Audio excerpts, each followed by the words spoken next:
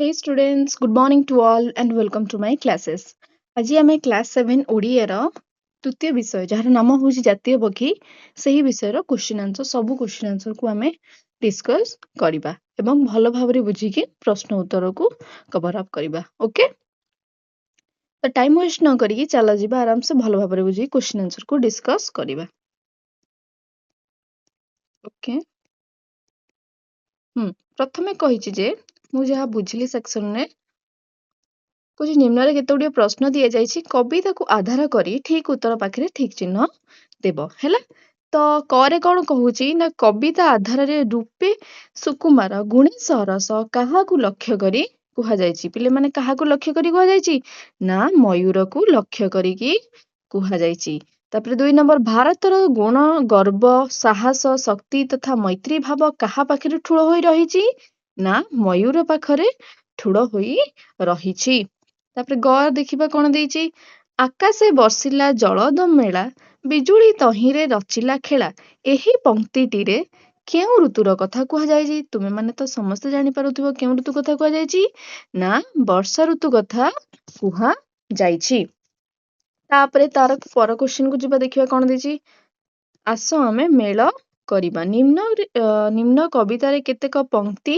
ଓ ତାର ସମ୍ଭାବିତ ଅର୍ଥ ପ୍ରଦତ୍ତ ହୋଇଛି ତାକୁ କ'ଣ କରିବା ନା ଏଠି କିଛି ପଂକ୍ତି ଦେଇଛି ଆଉ କିଛି ତାର ଅର୍ଥ ବା ଭାବାର୍ଥ ଦେଇଛି ତ କୋଉ ପଦ୍ୟର କ'ଣ ଅର୍ଥ ତାକୁ ତାହା ସହିତ ଆମେ ଭଲ ଭାବରେ ଯୋଡ଼ିବା ହେଲା ତ ପ୍ରଥମେ କହୁଛି ସତ ସୁଷମାକୁ ଯାଉଛି ଦଳି ଏହାର ଅର୍ଥ ପିଲାମାନେ କ'ଣ ହେବ ନା ଶହ ଶହ ସୌନ୍ଦର୍ଯ୍ୟକୁ ସେ ଟପି ଯାଉଛି ହେଲା ତାପରେ ସୁଢଳ ନୟନେ ଜିମୁତ ଦେଖି ଏହାର ଅର୍ଥ କ'ଣ ହେବ ନା ପିଲାମାନେ ଢଳ ଢଳ ଆଖିରେ ମେଘକୁ ଚାହିଁବା ହେଲା ତାପରେ ଆକାଶେ ବର୍ଷିଲା ଜଳଦ ମେଳା ଏହାର ଅର୍ଥ କ'ଣ ହବ ନା ଆକାଶରେ ମାଳ ମାଳ ମେଘ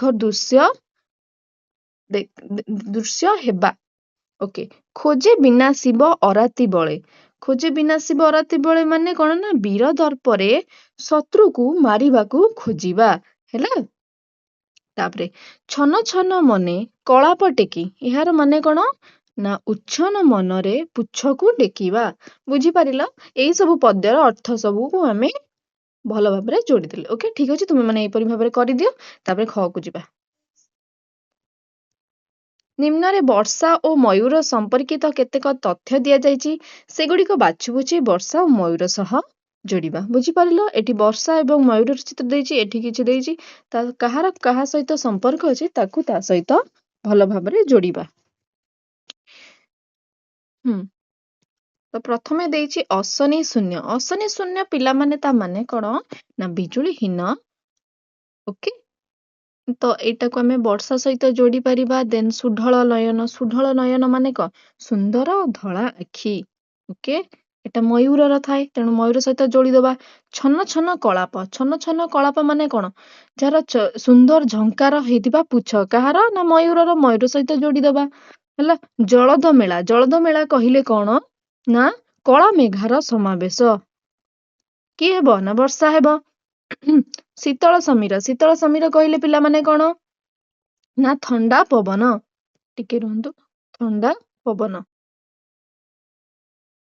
ଅଶନି ଶୂନ୍ୟ କହିଲେ ଏଇଟା ସୁଢଳ ନୟନ ଏଇଟା ଛନ ଛନ କଳାପ ଦେନ୍ ଜଳଦ ମେଘ ଏପଟେ ସବୁ ୱାର୍ଡ ସରିଗଲା ଦେନ୍ ଏପଟେ ୱାର୍ଡ ମାନଙ୍କୁ ଯୋଡ଼ିବା ତାପରେ ସୁମଞ୍ଜଳ ଚୂଳ କହିଲେ କ'ଣ ନା ମୁଣ୍ଡରେ ଥିବା ସୁନ୍ଦର ଚୂଳ କାହାର ନା ମୟୂରର ତାପରେ କଦମ୍ବ କୁସୁମ କ'ଣ କହିଲେ ନା କଦମ୍ବ ଫୁଲ ବର୍ଷା ଋତୁରେ ଫୁଟିଥାଏ ତୁମେ ମାନେ ଦେଖିଥିବ ତ ବର୍ଷା ସହିତ ଆର ସମ୍ପର୍କିତ ଅଛି ଦେନ୍ ସୁନୀଳ ଗିର୍ବା କହିଲେ କ'ଣ ନା ଗାଢ଼ ନୀଳର ବେକ କାହାର ନା ମୟୂରର ତ ମୟୂର ସହିତ ଯୋଡ଼ିଦେବା ସବୁଜ କେଦାର କହିଲେ ସବୁଜ କ୍ଷେତ ହେଲା ସବୁଜ କ୍ଷେତ ବର୍ଷା ଟାଇମରେ ହୋଇଥାଏ ତ ବର୍ଷା ସହିତ ସମ୍ପର୍କିତ ଅଛି ଚତୁରପଣ ମାନେ କହିଲେ ଚତୁରତା କାହାର ମୟୂରର ଓକେ ତମେ ଏହିପରି ଭାବରେ ୱାର୍ଡ ଗୁଡ଼ିକୁ ସମ୍ପର୍କିତ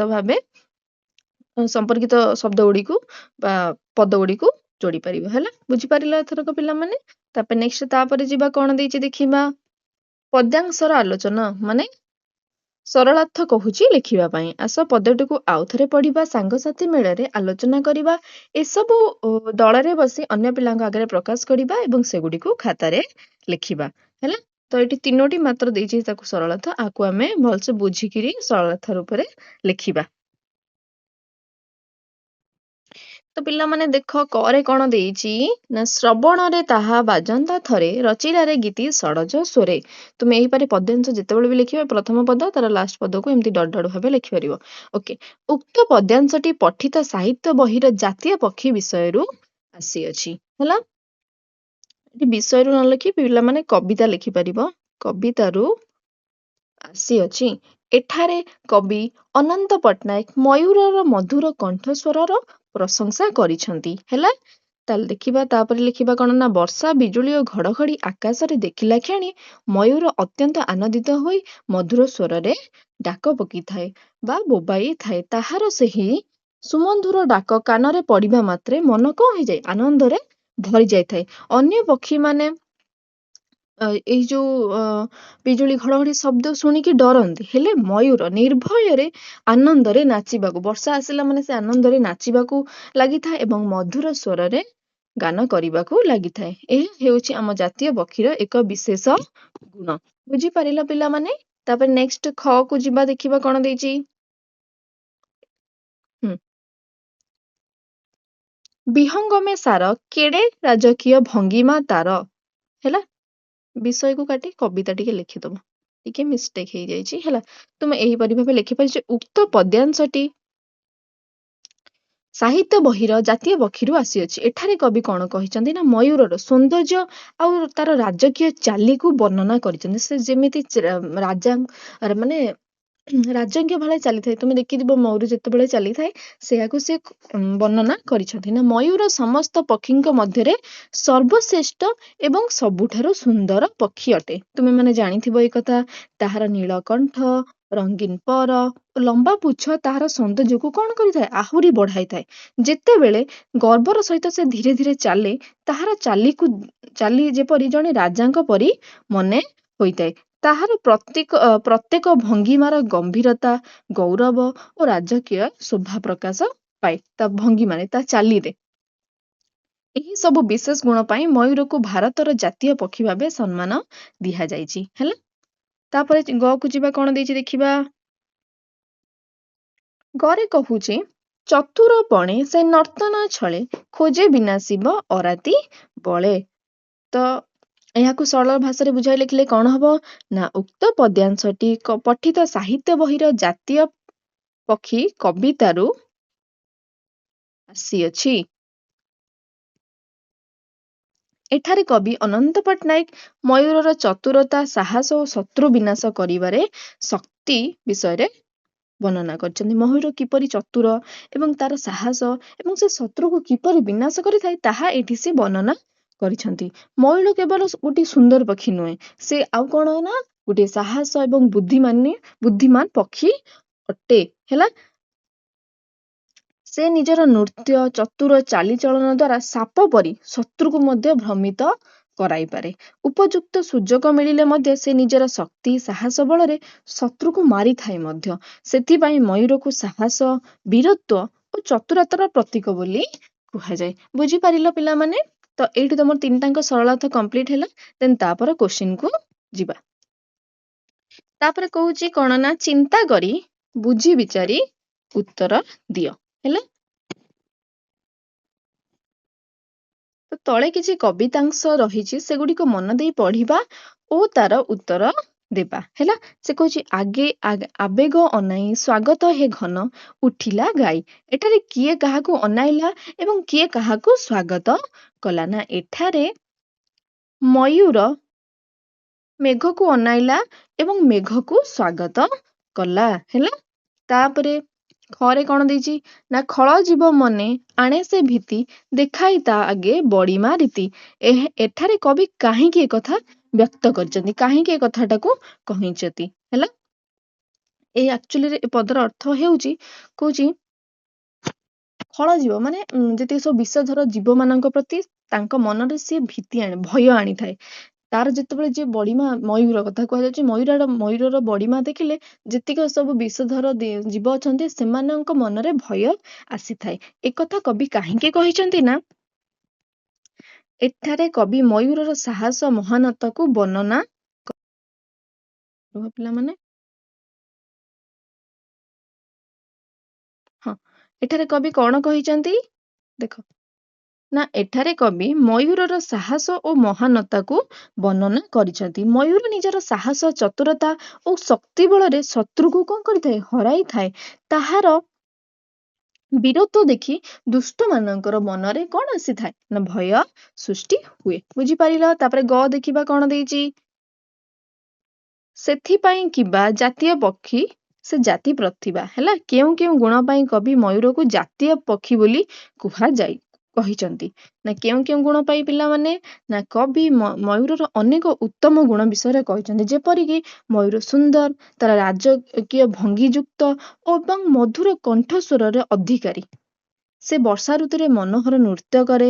ସେ ସାହସୀ, ଚତୁର ଓ ଶତ୍ରୁକୁ ମଧ୍ୟ ହରାଇବାର କ୍ଷମତା ରଖେ।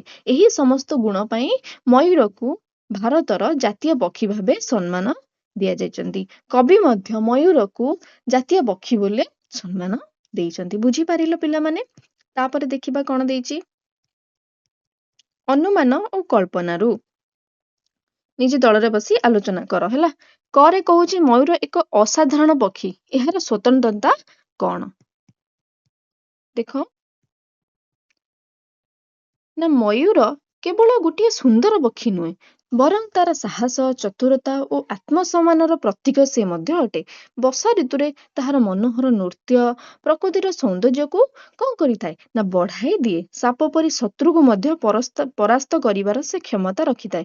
ତା ରାଜକୀୟ ଭଙ୍ଗୀ, ଉଚ୍ଚ ଚରିତ୍ର ତାହାକୁ ଅନ୍ୟ ପକ୍ଷୀଠାରୁ କଣ କରିଥାଏ? ଅଲଗା ରଖିଥାଏ ବା ସ୍ୱତନ୍ତ୍ର ଜାତୀୟ ପକ୍ଷୀ ଭାବେ ଯୋଗ୍ୟ କରିଥାଏ।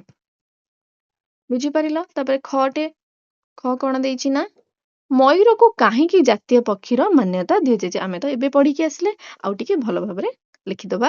ନା ମୟୂରକୁ କାହିଁକି କୁହାଯାଇଛି? ନା ମୟୂରର ଅପୂର୍ବ ସୌନ୍ଦର୍ଯ୍ୟ, ରାଜକୀୟ ଭଙ୍ଗୀ, ମଧୁର କଣ୍ଠସ୍ୱର ଏବଂ ମନୋହର ନୃତ୍ୟ ପାଇଁ ସେ ପ୍ରସିଦ୍ଧ ଅଟେ ହେଲା। ସେ ସାହସୀ, ଚତୁର ଏବଂ ସାପ ପରି ଶତ୍ରୁକୁ ମଧ୍ୟ କଣ କରିଥାଏ? ପରାସ୍ତ କରିଥାଏ। ତାର ଏହି ଉତ୍ତମ ଗୁଣ ଭାରତୀୟ ସଂସ୍କୃତି, ସାହସ, ଗରିମାର ପ୍ରତୀକ ଅଟେ। ସେଥିପାଇଁ ହିଁ ମୟୂରକୁ ଭାରତର ଜାତୀୟ ପକ୍ଷୀ ବୋଲି ମାନ୍ୟତା ଦିଆଯାଇଛି ହେଲା।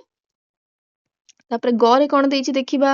ନା ନୂଆ ମେଘକୁ ଦେଖି ମୟୂରର କି ପରିବର୍ତ୍ତନ ହେଲା? ନୂଆ ଯେତେବେଳେ ମେଘ ଆସେ ମୟୂର ଦେଖି କଣ ହୋଇଥାଏ? ନା ଦେଖ, ନୂଆ ମେଘକୁ ଦେଖି ମୟୂର ଅତ୍ୟନ୍ତ ଆନନ୍ଦିତ ହୋଇଯାଏ, ଅତ୍ୟନ୍ତ ଖୁସି ହୋଇଯାଏ। ସେ ନିଜର ରଙ୍ଗୀନ ପୁଚ୍ଛକୁ ମେଲାଇ ମନୋହର ନାଚିବାକୁ ଲାଗେ, ଖୁସି ହୋଇକି ନାଚିବାକୁ ଲାଗେ। ତାର କଣ୍ଠରୁ ମଧୁର ସ୍ୱର ବାହାରିଥାଏ। ସେ ମଧୁର ସ୍ୱରରେ ଗୀତ ଗାଇବାକୁ ଲାଗିଥାଏ। ତାହାର ନୃତ୍ୟ ଓ ଡାକ ପ୍ରକୃତିକୁ ଆହୁରି ସୁନ୍ଦର ଓ ଆନନ୍ଦମୟ କରିଦିଏ। ବୁଝିପାରିଲ? ତ ମୟୂର ଏହିପରି ଭାବରେ ନୂଆ ମେଘକୁ ଦେଖିକି ସେ ଆନନ୍ଦିତ ହୁଏ। ଘରେ କଣ ଦେଇଛି ଦେଖିବା? ମୟୂରର ବୀର ଦର୍ପ ଦେଖି କେଉଁ କେଉଁ ଜୀବ ଲୁଚିଗଲେ? କେଉଁ କେଉଁ ଜୀବ ପିଲାମାନେ? ନା ମୟୂରର ବୀର ଦର୍ପ ଦେଖି ସାପ, ବିଷଧର ଜୀବ ସବୁ ଲୁଚି ଗଲେ ହେଲା। ମୁହଁରେ ସେମିତି କଣ ଦେଇଛି ଦେଖିବା? ଯଦି ତୁମେ ମୟୂରର ଭାଷା ବୁଝିପାରନ୍ତ ତେବେ ତାହା ସହ କଣ କଥା ହୁଅନ୍ତ? କଣ କଥା ହୁଅନ୍ତ ପିଲାମାନେ? ନା ଦେଖ, ଯଦି ମୁଁ ମୟୂରର ଭାଷା ବୁଝିପାରନ୍ତି ତେବେ ତା ସହ କଣ କଥା ହେଇଥାନ୍ତି? ନା ବନ ପ୍ରକୃତି ବିଷୟରେ କଥା ହେଇଥାନ୍ତି। ବର୍ଷା ଋତୁରେ ସେ କାହିଁକି ନୃତ୍ୟ କରେ ଏବଂ କିପରି ଆନନ୍ଦ ଅନୁଭବ କରେ ତାହା ପଚାରିଥାନ୍ତି ଏବଂ ତାହାର ସୁନ୍ଦର ପର ଓ ସାହସର ରହସ୍ୟ ମଧ୍ୟ ଜାଣିବାକୁ ଚାହିଁଥାନ୍ତି। ବୁଝିପାରିଲ? ତାପରେ ଦେଖିବା, ତାପରେ କଣ ଦେଇଛି? କହୁଛି ଜଣାଇ ଏତିକି ଖୁସିର ଅନ୍ତରେ ନାଚିଲା ସେ ପାଣି ଦ୍ରୁତ ମନ୍ଥରେ, ଦେଖି ଶୁଣି ସବୁ ଅଥୟ ମନ ଝରାଇ ନୀର ଆକାଶୁ ଘନ, ପିୟ ତାହା ସୁଖେ ଚାହିଁଲା ମୟୂର ସଜଳ ମୁଖେ। ରେଖାଙ୍କିତ ଶବ୍ଦ ଦୁଇଟି ଉପରେ ଧ୍ୟାନ ଦିଅ। ନାଚିଲା ଓ ଚାହିଁଲା ଏହି ଦୁଇଟି ରେଖାଙ୍କିତ ଶବ୍ଦରୁ ମୟୂରର ନାଚିବା ଓ ଚାହିଁବାର କାର୍ଯ୍ୟ ସୂଚାଇଥାଏ। ଏହି କାର୍ଯ୍ୟ ସୂଚିତ ହେଉଥିବା ପଦକୁ କ୍ରିୟାପଦ କହନ୍ତି। ଏହି କବିତାରେ ଏହିପରି ଆଉ କେତେକ କ୍ରିୟାପଦ ରହିଛି, ସେଗୁଡିକୁ ଖୋଜିକି ବାହାର କର। ନାଚିଲା, ଚାହିଁଲା ଏଗୁলো ସବୁ କଣ? କାମ ବା କ୍ରିୟା। ସେହିପରି ପଦରୁ ଆମେ କିଛି ଶବ୍ଦ ବାହାର କରିକି ଲେଖିବା ଯୋଉଟା କାମକୁ ବୁଝଉଥିବା। ଯେପରି ଦେଖ ପିଲାମାନେ କଣ ସବୁ ହେଇପାରିବ ନା ବହି, ବହି ମାନେ ବହିବା, ଦେଖି ମାନେ ଦେଖିବା, ଖେଳେ ମାନେ ଖେଳିବା, ଟେକି ମାନେ ଟେକିବା, ଟିକେ ରୁହ, ଟେକି ମାନେ ଟେକିବା, ନାଚିଲା ମାନେ ନାଚିବା, ବିନସିବ ମାନେ ବିନାଶିବା। ହେଲା, ବୁଝିପାରିଲ? ତ ଏହିପରି ଭାବେ ଏଗୁରା ସବୁ କଣ ନା ଏଗୁରା ହଉଛି ସବୁ କ୍ରିୟା। ହେଲା, ବୁଝିପାରିଲ? ତାପରେ ତା ପର କ୍ୱେଶ୍ଚିନ୍ କୁ ଦେଖିବା କଣ ଦେଇଛି। ନାମ, ଗୁଣ ଓ ସଂଯୁକ୍ତ ପଦାବଳୀ। ସୁନୀଳ ଗ୍ରୀବାଟି ଢଳାଇ ଧୀରେ। ରେଖାଙ୍କିତ ଯୋଡିରେ ପଦରେ ଥିବା ଗ୍ରୀବା ହେଉଛି ଏକ ନାମ, ତା ପୂର୍ବରୁ ଥିବା ସୁନୀଳ ଶବ୍ଦଟି ହେଉଛି ତା ଗୁଣ। ଏହିପରି କବିତାରୁ ନାମ ଓ ଗୁଣ ସଂଯୁକ୍ତ ପଦଗୁଡିକୁ ବାଛ, ସେଗୁଡିକ ଖାତାରେ ଟିପି ଲେଖ। ସୁନୀଳ ମାନେ କଣ? ନୀଳ। ଗ୍ରୀବା ମାନେ ବେକ। ହେଲା, ତ ବେକ କିପରି ନା ନୀଳ। ତ ଏଠି ବେକ ହଉଛି କଣ? ଗୋଟିଏ ନାମ ଜାତୀୟ ଶବ୍ଦ। ନୀଳ ହଉଛି ଗୋଟେ ଗୁଣ ଜାତୀୟ ଶବ୍ଦ। ତ ଏହିପରି ଆମେ କବିତାରୁ କିଛି ଶବ୍ଦ ବାଛିକିରି ଲେଖିବା। ତ ଦେଖ ପିଲାମାନେ, ଏଇଠି ଅଛି ଶୀତଳ ସମୀର। ଶୀତଳ ହେଇଯିବ କଣ ନା ଗୁଣ, ସମୀର ହେଇଯିବ ପବନ, ତମେ ଜାଣିଛ। ତାମାନେ ସମୀର ହେଇଯିବ ନାମ, ସବୁଜ କହିଲେ ଗୁଣ, ଶସ୍ୟ କହିଲେ ନାମ। ଖଳ ଜୀବ, ଖଳ ଜୀବରେ ଖଳ ହେଇଯିବ କଣ? ଗୁଣ, ଜୀବ ହେଇଯିବ ନାମ। ସେମିତି ରାଜକୀୟ ଭଙ୍ଗିମା, ରାଜକୀୟ କହିଲେ ଗୁଣ, ଭଙ୍ଗିମା କହିଲେ କଣ ନା ନାମ। ଛବିଳ, ଛବିଳ ମାନେ ଗୁଣ, ଛାତି ମାନେ ହଉଛି ନାମ। ତ ଏହିପରି ଭାବେ ତୁମେ ମାନେ ଲେଖିପାରିବ। ତାପର କ୍ୱେଶ୍ଚିନ୍ କୁ ଯିବା। ଶବ୍ଦ ଓ ଅର୍ଥର ଖେଳ। ତଳେ ଚଢେଇ ଥଣ୍ଟାରେ ଶବଦ ରହିଛି, ପଞ୍ଜୁରୀ ଭିତରେ ଅର୍ଥ। ଶବଦ ସହିତ ଅର୍ଥକୁ ମିଳାଅ, ଶ୍ରମ ହେବ ନାହିଁ ବ୍ୟର୍ଥ। ଏଠି କଣ ହେଇଛି ନା ଏଠି ମୟୂରର, ଯୋଉ ମୟୂରକୁ ଚଢେଇର ଥଣ୍ଟରେ କିଛି ଶବ୍ଦ ଦେଇଛି, ତାର ଅର୍ଥ ପଞ୍ଜୁରୀରେ ଦେଇଛି। ଆମେ ତାହାକୁ କଣ କରିବା ନା ଶବ୍ଦ ସହିତ ଅର୍ଥକୁ ଭଲ ଭାବରେ ଯୋଡିବା। ହେଲା, ତ ପ୍ରଥମେ ସମୀର। ସମୀରର ଅର୍ଥ ପିଲାମାନେ କଣ ନା ପବନ। ତ ଆମେ ପବନ ବା ସମୀରଣ ଅର୍ଥ। ବିହଙ୍ଗମ ମାନେ କଣ? ବିହଙ୍ଗମ କହିଲେ ଚଢେଇ। କଣ ଏଠି ଅଛି ଖଗ ଦ୍ୱିଜ। ଖଗ ଦ୍ୱିଜ ମାନେ ମଧ୍ୟ ଚଢେଇ। ଅରାତି, ଅରାତି କହିଲେ ପିଲାମାନେ କଣ? ଅରାତି କହିଲେ ପିଲାମାନେ ଶତ୍ରୁ ବା ଅଇରି କୁହାଯାଏ। ଅଶନି କହିଲେ କଣ ନା ଅଶନି କହିଲେ ବଜ୍ର ଆଉ ଘଡଘଡିକି ବୁଝାଇ ଥାଏ। କୁସୁମ ପିଲାମାନେ ତୁମେ ଜାଣିଛ, କୁସୁମ ମାନେ ହଉଛି ଫୁଲ ବା ପୁଷ୍ପ। ତ ଏହିପରି ଭାବରେ ଯୋଡି ପାରିବ। ଯେମିତି ଦଳଦ, ଜଳଦ କହିଲେ କଣ ବୁଝ ନା ଜିମୃତ ବା ଘନ। ହେଲା, ବୁଝିପାରିଲ? ତାପର କ୍ୱେଶ୍ଚିନ୍ କୁ ଯିବା, ଦେଖିବା କଣ ଦେଇଛି। କବିତାରୁ ଖୋଜ। ଟିକେ ରୁହ ପିଲାମାନେ, ଏଠି କିଛି ପଦ୍ୟ ଦେଇଛି। ହେଲା, ଆକାଶ ବସିଲା ଜଳଦ ମେଳା, ବିଜୁଳି ତହିଁରେ ରଚିଲା ଖେଳା। ରହି ରହି ଶୁଭେ ଅଶନି ସ୍ୱନ, କନ୍ଦମେ କୁସୁମେ ଶୋହୁଛି ବନ। ସିଂହ ରହି ମହି, ଶୀତଳ ସମୀର ଯାଉଛି ବହି। ହେଲା, ଏଥିରେ କଣ କହିଛି ନା କବିତାଟିରେ ଏହାର ପ୍ରଥମ ପଦ, ଏହି ପଦଟିରେ ବର୍ଷାର ଆଗମନ କଥା ବର୍ଣ୍ଣନା କରାଯାଇଛି। ଏହା ହେଉଛି ବର୍ଣ୍ଣାତ୍ମକ ଶୈଳୀ। ସେଇଭଳି କବିତାରେ ମୟୂରର କଥା ମଧ୍ୟ ବର୍ଣ୍ଣନା କରାଯାଇଛି, ତା ରୂପକୁ ବର୍ଣ୍ଣନା ଯାଇଛି, ତାହାକୁ ଖୋଜି ବାହାର କରିବା। ହେଲା, ତୁମେ ମାନେ ବହିରେ ଚେକ୍ କର, ମୁଁ ଜଷ୍ଟ ଏଇଠି ଦେଖେଇ ଦଉଛି ତୁମ ମାନଙ୍କୁ। ଦେଖ, ଏଇଠି ଗୋଟିଏ ପଦ ଅଛି। ସୁନୀଳ ଗ୍ରୀବାଟି ଢଳାଇ ଧୀରେ, ସୁମଞ୍ଜୁଳ ଚୂଳ ଦୋଳାଇ ଶିରେ। ସୁଢିଳ ନୟନ ଜିମୁତ ଦେଖି, ଛନ ଛନ ମନେ କଳାପ ଟେକି। ଶିଖିଟିଏ ମାତି ଫୁଲାଇ ଦେଇଛି ତା ଛବିଳ ଛାତି। ଏଠିରେ କଣ କରାଯାଉଛି ନା ମୟୂରର ତା ନୀଳ ବେକ, ତା ସୁନ୍ଦର ଚୂଳ, ତା ଧଳା ଆଖି, ସୁନ୍ଦର ସଫା ଧଳା ଆଖି, ଆଉ ତା ଚିତ୍ର, ତା ଦେହରେ ଯୋଉ ହେଇଥିବା ବିଚିତ୍ର ସବୁ ଚିତ୍ର, ରଙ୍ଗୀନ ରଙ୍ଗୀ ଚିତ୍ର ବିଷୟରେ ମୟୂରର ବର୍ଣ୍ଣନା କରାଯାଇଛି। ତ ତୁମେ ଏହି ପଦ୍ୟଟିକୁ ଲେଖିପାରିବ ଯେଉଁଥିରେ ମୟୂରର ରୂପ ଆଉ ଗୁଣକୁ ବର୍ଣ୍ଣନା କରାଯାଇଛି। ହେଲା, ତ ତାପରେ ଦେଖିବା କଣ ଦେଇଛି।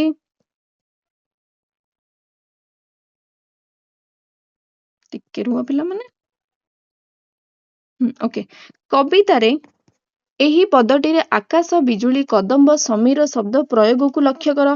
ବର୍ଷା ଋତୁରେ ବର୍ଣ୍ଣନା ପାଇଁ ଏହି କବି ଶବ୍ଦ ଗୁଡ଼ିକର ଆବଶ୍ୟକତା ରହିଛି। ଏହାକୁ ନେଇ ଆଉ ଗୋଟିଏ କବିତା ଲେଖିଲେ ଏଇଭଳି ହେଇପାରିବ ନା ଆକାଶ ମେଘ ଆସିଲା ଗୋଟି ବିଜୁଳି ଝଲସେ ଆଖି ତରାଟି ଶୀତଳ ସମୀର ବହିଲା ଧୀରେ କଦମ୍ବ କୁସୁମ ଫୁଟେ ସୁନ୍ଦରେ। ତ ଏହିପରି କବିତା ଲେଖିବାକୁ ସେ କହୁଛି। ମୁଁ ଗୋଟିଏ ଲେଖିଛି, ତୁମେ ମାନେ ଦେଖିପାରିବ। ଟିକେ ରୁହ, ଦେଖ ପିଲାମାନେ। ନା ଆକାଶେ ଚମକେ ବିଜୁଳିରେ, କଦମ୍ବ ହସେ ବର୍ଷା ଝରେ, ସମୀର ବହେ ଶୀତଳ ଧାରେ, ପ୍ରକୃତ ହସେ ଆନନ୍ଦ ଭରେ। ତୁମେ ଯଦି ଲେଖିପାରିବ ତାହେଲେ ମନରୁ ବି ଆରାମସେ ଭଲ ଗୋଟିଏ ପଦ୍ୟ ବା କବିତା ଲେଖିପାରିବ। ହେଲା, ତ ତୁମର ପିଲାମାନେ ଏଇଠି ଜାତୀୟ ପକ୍ଷୀ ବିଷୟର କବିତାର ସମସ୍ତ ପ୍ରଶ୍ନ ଉତ୍ତର ସରିଗଲା। ହେଲା, ଯଦି ତୁମମାନଙ୍କର ତୁମେମାନେ କିଛି ବୁଝିପାରିଲନି ଦେନ୍ ମୋତେ କମେଣ୍ଟ ବକ୍ସରେ ପଚାରିବ। ଓକେ, ମୋ ଭିଡ଼ିଓ ଯଦି ଭଲ ଲାଗିବ ଦେନ୍ ମୋତେ ଲାଇକ୍ କରିବ। ଓକେ, ନେକ୍ସଟ ଭିଡ଼ିଓରେ ମୁଁ ପର ବିଷୟର କ୍ୱେଶ୍ଚିନ୍ ଆନ୍ସରକୁ ଡିସ୍କସ୍ କରିବି। ହେଲା, ତ ମୁଁ ଏଇଠି ମୋ ଭିଡ଼ିଓକୁ ଏଣ୍ଡ କରୁଛି। ବାଏ ବାଏ ମାଇ ଫେଭରେଟ୍ ଷ୍ଟୁଡେଣ୍ଟସ୍।